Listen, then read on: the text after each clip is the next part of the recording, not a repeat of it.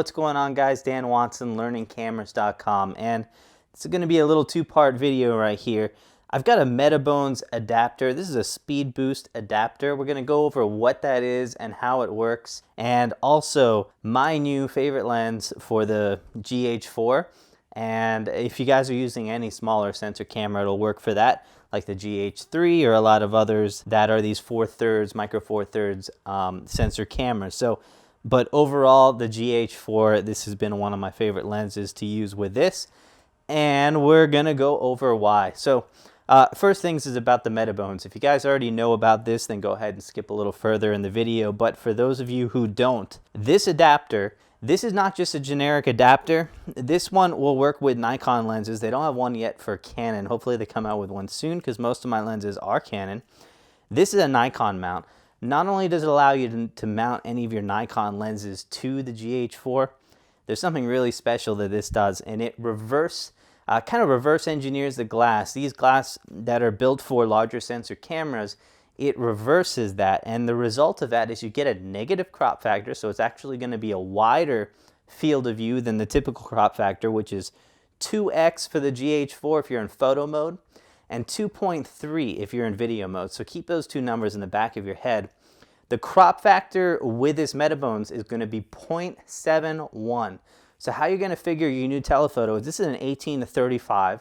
You're going to multiply it by 0.71 to find out what the adapter is doing to the lens, and then multiply that number by 2.3 if you're doing video, and 2.0 if you're doing just photo. So essentially, if you're doing video on this, I think it ends up to like a 26 to 56, somewhere around there, millimeter lens, this 18-35. So you can figure in what it would be for you. The other awesome thing that this does is it gets you one more stop of aperture when it's doing that. So instead of this being a 1.8 lens, this is now a 1.2 lens, which is huge. So I now have a zoom lens with a 1.2 aperture, which is really absolutely unheard of for anything like this. So it's enabling me to shoot much higher or wider apertures than I'm used to, and doing it with the zoom capability. So that's the starters on this, and let's go a little bit more in depth on how I might use this to my advantage.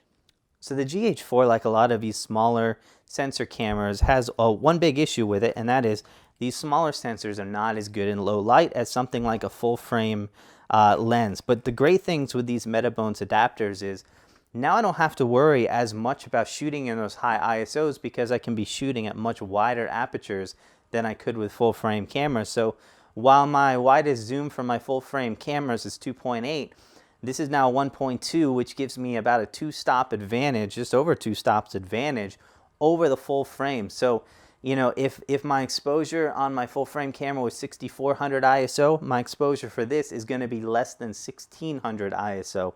This camera is capable of 1600 ISO with no problem, so you're really going to be a little more equivalent to what you could get with a full frame camera. Also, the other thing is with these smaller sensors, the depth of field is much more than you would typically be used to. So if you want to blur out that background a little bit more, it's really tough to do even with f2.8 lenses on these smaller sensor cameras. You really need to go a lot wider in order to do that. But with this lens at f1.2, which is basically the equivalent aperture on this lens, you are able to blur out the background like crazy, just like it was a full frame f2.8 lens,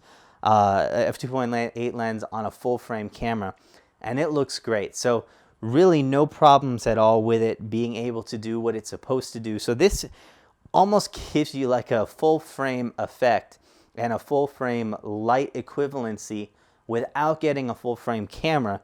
So if you don't mind the adapter and some of the negatives with it, then that's going to be a very, very strong strength. Unfortunately, not everything is great with it, and here are going to be the downsides. One is there are no electronics on this whatsoever. This is going to be completely manual.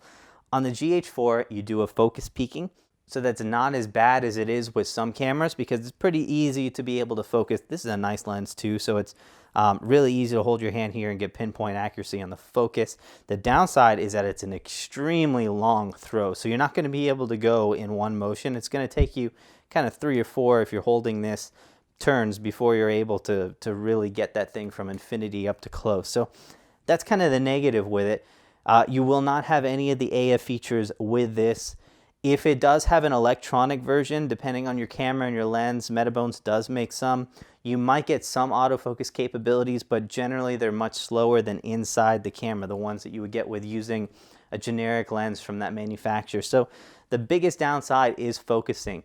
If you're using a video a lot, which most people are on this GH4, you're probably manually focusing anyway. The autofocus system on this, while good, is really not great and reliable enough to bet on 100%. So I find myself using the manual focus and focus peaking quite a bit anyway. And with this, it's gonna work absolutely perfect. So you're gonna have no issues doing that with a lens like this. So overall, it's not for everything, but it's awesome to be able to have something like a 1.2 lens. And you don't have to use this particular lens to be able to get that. This is one of my favorites because it still gives me that zoom capability as well as going 1.2 on it. Now the Metabones on here has an Aperture Dial. That Aperture Dial lets you dial that in because since it's not electronic, it's not actually using the aperture built into the lens to do that. It's using the one built into the Metabones. And so that's how you're going to be able to dial down your aperture. You're not going to be doing it through your camera anymore.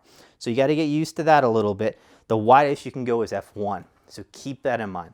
You can also use this with some other cameras, plenty of other options on here, plenty of other lenses other than the Sigma. And it'll adapt to Sony cameras. Metabones has a ton. I'm hoping they have one for Canon EF lenses onto these 4/3 adapters. So hopefully this was kind of a quick look and maybe a tip on if you should go for something like this. It's a huge advantage to me when shooting in low light, so I love it a lot for it. Not the cheapest thing in the world, but check out the B&H link inside the description and you'll be able to get some more information on how to purchase this thing. I think it's around $400 for this version, but they differ depending on what you get. So take a look at that in the description and we'll see you soon.